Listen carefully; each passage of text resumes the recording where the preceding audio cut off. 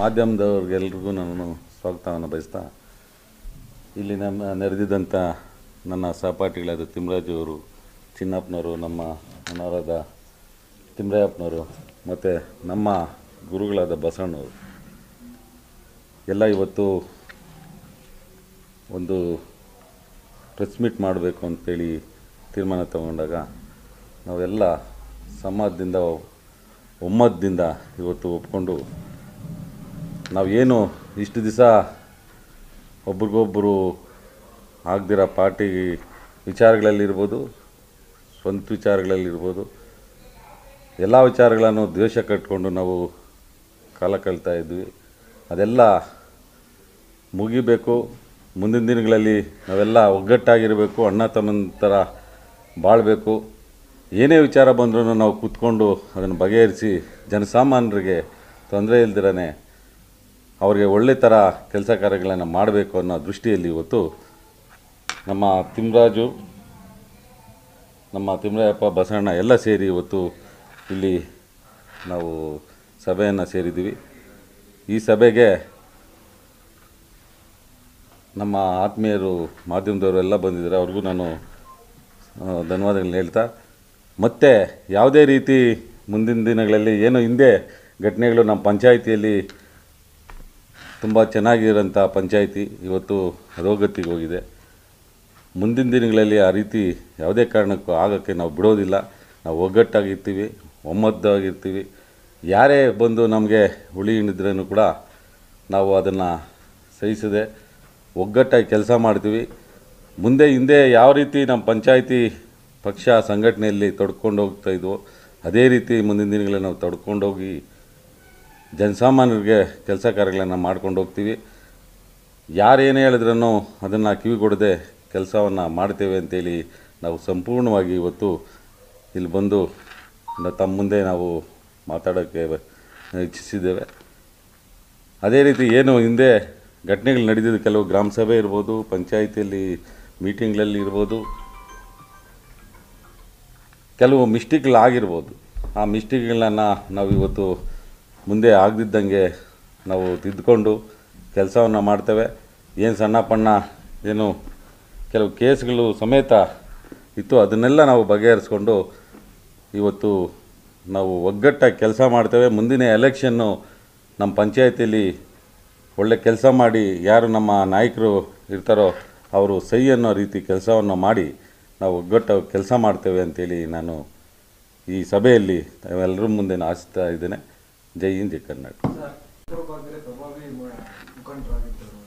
ನಿಮ್ಮಿಬ್ಬರ ಒಂದು ಕಿತ್ತಾಟದಲ್ಲಿ ಎಲ್ಲೋ ಬಿಜೆಪಿಗೆ ಅಲ್ಲೊಂದು ಹಿನ್ನಡೆ ಆಗಿತ್ತು. ಈಗ ನೀವಿಬ್ಬರು ಒಂದಾಗ್ತಿದ್ದೀರಿ. ಮುಂದೆ ಯಾವ ರೀತಿಯಾದಂಥ ಪಕ್ಷ ಸಂಘಟನೆ ಆಗುತ್ತೆ ಅಂತ 100% ಸತ್ಯವಾದ ಮಾತು. ಯಾಕೆಂದರೆ ನನ್ನ ತಪ್ಪೋ ಅವನ ತಪ್ಪೋ ಅದು ನಾನು ಇಲ್ಲಿ ಹೇಳೋಕ್ಕೆ ಬಯಸಲ್ಲ.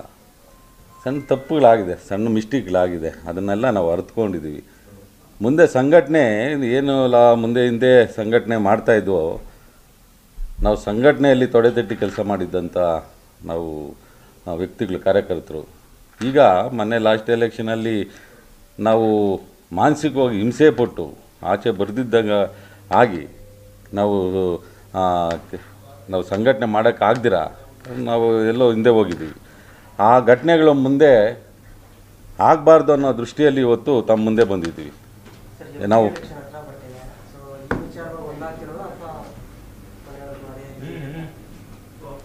MP ಎಲೆಕ್ಷನೇ ಅಂತಲ್ಲ, ನಾವು ಲೈಫ್ ಲಾಂಗು ಮುಂದೆ ಅವ ತಿಮ್ಮರಾಜು ನನ್ನ ಶಿಷ್ಯನೇ.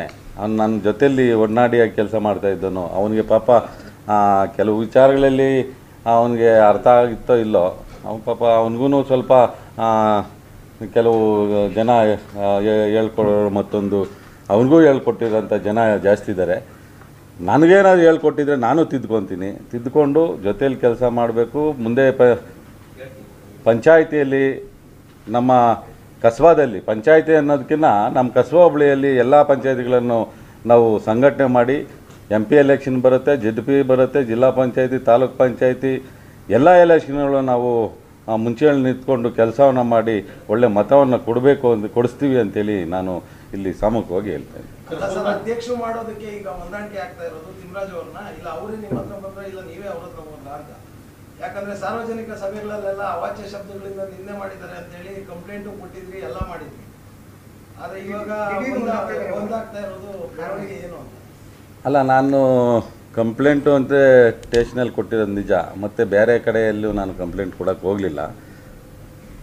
ಅದು ತಿಮ್ಮರಾಜು ಪಾಪ ಅವನು ಯಾರೋ ಹಿಂದೆಗಡೆ ಪುಷ್ ಮಾಡಿ ಕೊಡಿಸಿದ್ರು, ಅದು ಇವತ್ತು ಮುಗ್ದೋದ ಕತೆ. ಅದನ್ನು ಇವತ್ತು ನಾವು ಸಾಲ್ವ್ ಮಾಡ್ಕೊಂಡಿದ್ವಿ, ಮುಂದಿನ ಜೊತೇಲಿ ಕೆಲಸ ಮಾಡ್ತೀವಿ.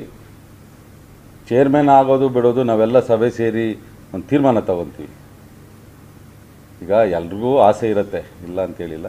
ನಾನು ಆಗಿದ್ದೀನಿ, ಟೈಮ್ ಆಗಿದ್ದೀನಿ.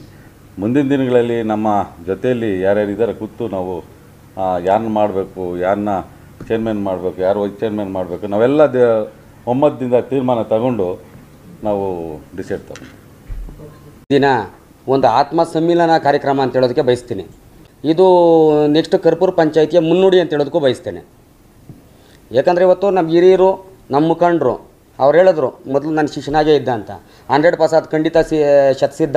ನಾವು ಪಕ್ಷದ ಒಂದು ಶಿಸ್ತಿನ ಸಿಪಾಯಿಗಳಾಗಿ ಕೆಲಸ ಮಾಡಿದ್ದೀವಿ. ಒಂದು ಗ್ರಾಮ ಪಂಚಾಯತಿಗೆ ಸೀಮಿತ ಆಗದಿರ ಕಸ್ಬಾ ಹೋಬಳಿ ಮಟ್ಟಕ್ಕೆ, ರಾಜ್ಯದ ಮಟ್ಟಕ್ಕೆ ನಮ್ಮ ಹೆಸರನ್ನ ಕೊಂಡೊಯ್ಯುವಲ್ಲಿ ಯಶಸ್ವಿಯಾಗಿ ನಾವು ಪಕ್ಷಕ್ಕೆ ದುಡಿದಿದ್ದೀವಿ, ಅದರಲ್ಲಿ ಎರಡು ಮಾತಿಲ್ಲ. ಆದರೆ ವೈಯಕ್ತಿಕವಾಗಿರ್ಬೋದು ಅಥವಾ ಪಕ್ಷದಿಂದ ಇರ್ಬೋದು, ನಮ್ಮ ವೈಯಕ್ತಿಕವಾಗಿ ನಮ್ಮ ಪಕ್ಷ ಇವತ್ತು ನಮ್ಮ ಪಂಚಾಯತಿಯಲ್ಲಿ ಹಿನ್ನಡೆ ಆಗಿದೆ ಅನ್ನೋದಕ್ಕೆ ನಾನು ಖಂಡಿತ ಒಪ್ಕೊಳ್ತೇನೆ. ಯಾಕಂದರೆ ಅಲ್ಲಿಗೆ ಹೇಳಿದ್ರು ಕೆಲವರು ಒಂದು ಮಾತಿಗೆ ನಾವು ಹುಳಿ ಹಿಂಡಿ ಇರ್ಬೋದು, ಇದೆಂದಿರ್ಬೋದು ಅಂತ.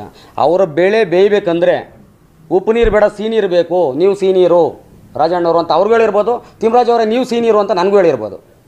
ಆದರೆ ಅವ್ರ ಆಟ ಇವತ್ತಿಗೆ ಕೊನೆ ಅಂತ ಹೇಳೋದು ಬಯಸ್ತೇನೆ. ಇನ್ನು ಮುಂದೆ ಯಾರದೇ ಮಾತಿಗೆ ನಮ್ಮ ರಾಜಣ್ಣ ಆಗಿರ್ಬೋದು, ನಾನಾಗಿರ್ಬೋದು ಕಿವಿಗೊಡುವ ಮಾತೇ ಇಲ್ಲ. ನೇರವಾಗಿ ಪಕ್ಷದ ಸಂಘಟನೆ, ಪಕ್ಷದ ಶಿಸ್ತಿನ ಸಿಪಾಯಿಗಳಾಗಿ ಕರ್ಪೂರ ಪಂಚಾಯತಿ ಏನು BJP ಭದ್ರಕೋಟೆ ಅಂತ ಆಗಿತ್ತು, ಆ ಭದ್ರಕೋಟೆಯನ್ನು ಇನ್ನು ಗಟ್ಟಿಪಡಿಸುವಲ್ಲಿ ಯಶಸ್ವಿಯಾಗಿ ಕಾರ್ಯಾಚರಣೆ ಮಾಡ್ತೀವಿ. ಯಾಕಂದರೆ ಇಷ್ಟು ದಿನ ನಾವು ನೋಡ್ತಾ ಇದ್ವಿ, ನಾವು ಪ್ರತಿಯೊಂದು ಸಾಲಿ ಯಾರಿಗೆ ಅಧಿಕಾರ ಕೊಟ್ರೂ ಅದು ಅನ್ಯ ಪಕ್ಷದವ್ರಿಗೆ ನಾವು ಕೊಟ್ಕೊಂಡೋಗಿರೋದು. ಇವತ್ತು ಹೇಳಿದ್ರಿ ನೆಕ್ಸ್ಟು ತಿಮ್ಮರಾಜ್ ಅವ್ರನ್ನ ನೀವು ಚೇರ್ಮನ್ ಮಾಡಬೇಕು ಅಂತ ಹೊಂದಾಣಿಕೆ ಮಾಡ್ಕೊಂಡಿದ್ದೀರಾ ಅಂತ. ಖಂಡಿತ ಸುಳ್ಳು. ನಾನು ಚೇರ್ಮನ್ ಆಗಬೇಕಂತ ಹೇಳಿದ್ರೆ ರಾಜಣ್ಣ ಆದ ತಕ್ಷಣ ನೆಕ್ಸ್ಟ್ ನಾನೇ ಆಗ್ಬೋದಾಗಿತ್ತು. ನಾವು ಹೊಂದಾಣಿಕೆ ಇದ್ದಿದ್ದರೆ ನಮ್ಮ ಪಕ್ಷದವರೇ ಯಾವತ್ತಿದ್ರೂ 100 ವರ್ಷ ಹೋದ್ರೇನು BJP ಪಕ್ಷದವರೇ ಅಲ್ಲಿ ಚೇರ್ಮನ್. ಇದರಲ್ಲಿ ಎರಡು ಮಾತಿಲ್ಲ. ಯಾಕಂದರೆ ನಮ್ಮದು BJPಯ ಭದ್ರಕೋಟೆ ಕರ್ಪೂರ ಪಂಚಾಯಿತಿ.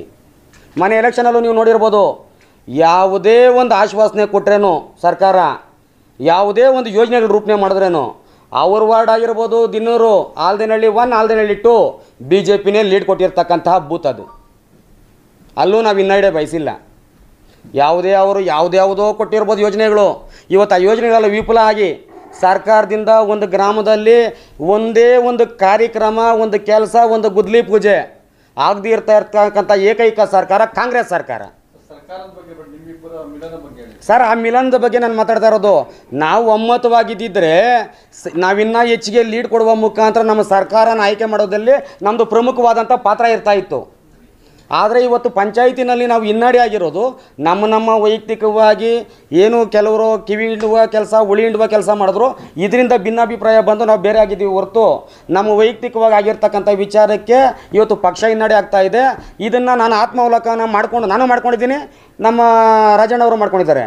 ಈಗ ಉದಾಹರಣೆ ನಿಮ್ಗೆ ಕೊಡ್ತೀನಿ. ಇದೇನು ನಮ್ಮ ಈಗ 3ನೇ ಅವಧಿಯಲ್ಲಿ ಅಧ್ಯಕ್ಷರಾದರು, ಈಗ ಪ್ರೆಸೆಂಟ್ ಅಧ್ಯಕ್ಷರಿದ್ದಾರೆ.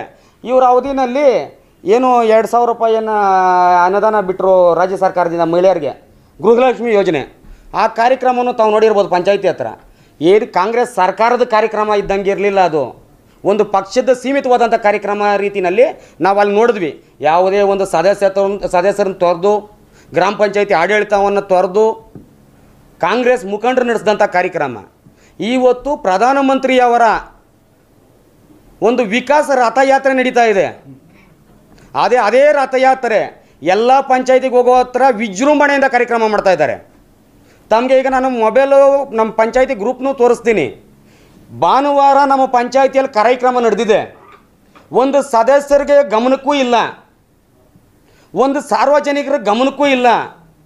ಪಂಚಾಯತಿ ಮುಂದೆ ಪೆಂಡಲ್ ಹಾಕಿ ಯಾರಿಗೂ ಗಮನಕ್ಕೆ ಬರ್ದಿರ ಒಂದು ರಾಷ್ಟ್ರೀಯ ಕಾರ್ಯಕ್ರಮವನ್ನು ಜನರಿಗೆ ತಲುಪುವಲ್ಲಿ ಯಶಸ್ವಿಯಾದಂತಹ ನಮ್ಮ ದೇಶದ ಹೆಮ್ಮೆಯ ಪ್ರಧಾನಿ ನರೇಂದ್ರ ಮೋದಿಜಿಯವರ ಕೊಡುಗೆಗಳನ್ನ ಮುಚ್ಚುಮರೆ ಮಾಡುವಲ್ಲಿ ಸರ್ಕಾರಿ ಅಧಿಕಾರಿಗಳು ಮಲತಾಯಿ ಧೋರಣೆ ತೋಡ್ತಾ ಇದ್ದಾರೆ.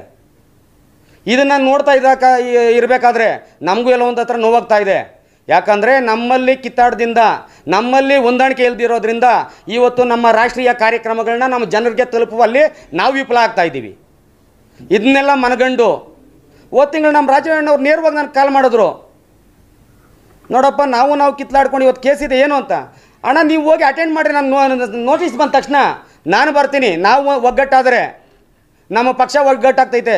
ಮುಂದಿನ ಬರುವ ಜಿಲ್ಲಾ ಪಂಚಾಯತಿ ಇರ್ಬೋದು, ತಾಲೂಕ್ ಪಂಚಾಯತಿ ಇರ್ಬೋದು, ಒಂದು MP ಎಲೆಕ್ಷನ್ ಇರ್ಬೋದು, ಎಲ್ಲ ಚುನಾವಣೆಯಲ್ಲಿ BJPಯನ್ನು ಕರ್ಪೂರ್ ಪಂಚಾಯತಿ ಕಸಬಾ ಹೋಬಳಿನಲ್ಲಿ ಉನ್ನತ ಮಟ್ಟಕ್ಕೆ ಯಶಸ್ವಿಯಾಗಿ ಲೀಡ್ ಕೊಡುವಲ್ಲಿ ನಾವು ಯಶಸ್ವಿಯಾಗಿ ಕಾರ್ಯಾಚರಣೆ ಮಾಡ್ತೀವಿ.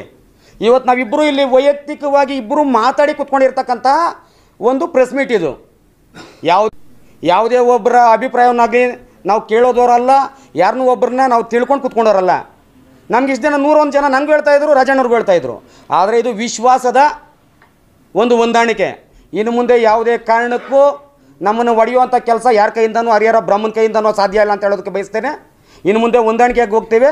ಉನ್ನತವಾದಂಥ ಕಾರ್ಯಕ್ರಮವನ್ನು ತರುವಲ್ಲಿ ಈ ಸರ್ಕಾರದ ವಿಫಲತೆಯನ್ನು, ಪಂಚಾಯಿತಿಯಲ್ಲಿ ಯಾವುದೇ ವಿಫಲ ಆದ್ರೇನು ಅದನ್ನ ಎತ್ತು ತೋರಿಸಿ ನಮ್ಮ ಸಾರ್ವಜನಿಕರಿಗೆ ಬೇಕಾದಂತಹ ಒಂದು ಸೌಲಭ್ಯನ ಕೊಡುವಲ್ಲಿ ನಾವು ಕಾರ್ಯನಿರ್ವಹಿಸ್ತೀವಿ ಅಂತ ಹೇಳೋದು ಬಯಸ್ತೇನೆ. ಕೇಂದ್ರ ಸಚಿವ ನಾರಾಯಣಸ್ವಾಮಿ ಅವರು ಬಂದು ಸಹ ಅರೆಬೆತ್ತಲೆ ಪ್ರತಿಭಟನೆ ಮಾಡಿದ್ರಿ ಇವರು ವಿರುದ್ಧ ಅಂತ, ಇವರ ಅಧ್ಯಕ್ಷ ಮತ್ತೆ ಇವರ ಅಧ್ಯಕ್ಷ ಗ್ರಾಮ ಸಭೆಯಲ್ಲಿ ಸಹ ನೀವೇ ಗಲಾಟೆ ಮಾಡಿದ್ರಿ, ಸರಿ ಇಲ್ಲ ಇವರು ಅನುದಾನ ಕೊಡ್ತಾರೆ ಅಂತ. ಇವತ್ತು ಯಾವ ರೀತಿ ಹೊಂದಾಣಿಕೆ ಮಾಡ್ಕೊಂಡ್ರಿ ಸರ್? ಮುಂದೆ ಏನು ಹೊಂದಾಣಿಕೆ ಕಾರಣ ಏನು ಸರ್? ಆ ವಿಚಾರ ನಮ್ಗೆ ಈಗ ವಿವರವಾಗಿ ಹೇಳಿದೆ. ನಂದು ತಪ್ಪಿರ್ಬೋದು, ರಾಜಣ್ಣವ್ರದ್ದು ತಪ್ಪಿರ್ಬೋದು, ಆದರೆ ನಮ್ಮ ಸ್ವಪ್ರತಿಷ್ಠೆಯಿಂದ ಇವತ್ತು ಹಾನಿ ಆಗ್ತಾ ಇರೋದು ನನ್ನ ಕುಟುಂಬಕ್ಕೆ ಆಗ್ತಾ ಇಲ್ಲ, ಅವ್ರ ಕುಟುಂಬಕ್ಕೆ ಆಗ್ತಾ ಇಲ್ಲ, ಆಗ್ತಾ ಇರೋದು ನಮ್ಮ ಪಕ್ಷಕ್ಕೆ. ಇವತ್ತು ಏನು ಪಕ್ಷದ ಹಿನ್ನಡೆ ಆಗ್ತಾ ಇದೆ ಇದನ್ನೆಲ್ಲ ಪರಿಗಣನೆಗೆ ತಗೊಂಡು ಇವತ್ತು ಇಬ್ಬರು ಸಮಾಲೋಚನೆ ಮಾಡಿ ಇವತ್ತು ಈ ನಿರ್ಧಾರ ತಗೊಂಡಿದ್ದೀವಿ. ಸರ್ ಖಂಡಿತ ಗೊತ್ತಿತ್ತು, 100% ಗೊತ್ತಿತ್ತು. ಆದರೆ ಪಕ್ಷಕ್ಕೆ ಡ್ಯಾಮೇಜ್ ಆಗುತ್ತೆ ಅಂತ ಗೊತ್ತಿತ್ತು. ಆದರೆ ಈ ಮಟ್ಟಕ್ಕೆ ಡ್ಯಾಮೇಜ್ ಆಗ್ತಾ ಇದೆ ಅಂತ ನಾವು ಕನಸು ಮನಸ್ಸಲ್ಲಿ ಊಹೆ ಸಹ ಮಾಡಿರಲಿಲ್ಲ. ಇನ್ನು ಮುಂದೆ ಅತ್ಯುನ್ನತವಾದಂಥ ಆಡಳಿತವನ್ನು ಕೊಡ್ತೀವಿ, ಅಣ್ಣ ತಮ್ಮಂದ್ರ ರೀತಿ ಹೋಗ್ತೀವಿ, ಗುರು ಶಿಷ್ಯಂದ್ರ ಥರ ಹೋಗ್ತೀವಿ, ಉತ್ತಮವಾದಂಥ ಆಡಳಿತ ಕೊಡ್ತೀವಿ. ಸರ್ ನಾನು ಜೀವ ಇರೋ ತನಕನೂ BJP, ರಕ್ತ ಕೊಯ್ದ್ರೂ BJP, ನಾನು ಅಧ್ಯಕ್ಷನಾದ್ರೂ BJP, ಸದಸ್ಯತ್ವ ತೊರೆದ್ರೂ BJP.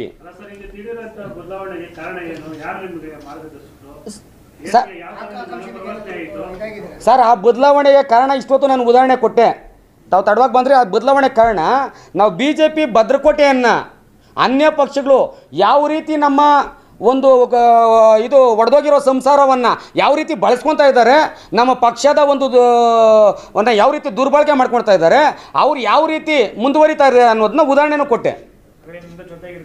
100% ಯಾವುದೇ ರೀತಿ ಗ್ರಾಮ ಸಭೆ ಅಲ್ಲ, ವೈಯಕ್ತಿಕವಾಗಿ ಅಲ್ಲ, ಪಕ್ಷದ ವಿಚಾರದ್ದು ಅಲ್ಲ, ಯಾವುದ್ರಲ್ಲೂ ನಾವು ಕಿತ್ಲಾಡಲ್ಲ.